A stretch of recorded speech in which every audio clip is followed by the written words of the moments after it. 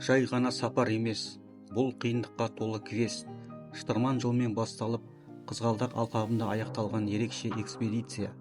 Тау жолынан өттік, қар үстінде сырғанадық, асық атып садақ кезедік. Киіз үй, ұлттық өнер, қыл кілемдей қызғалдақтар.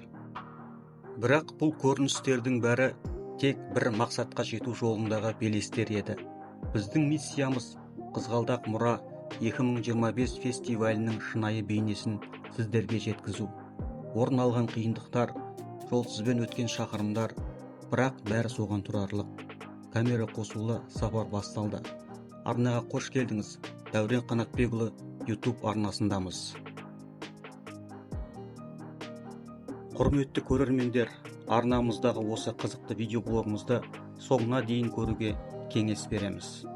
Арнамызға жазылып, тіркеліп, лайк басып, сілтемесімен басқа әлеуметтік желілерде бөлісе жүріңіздер.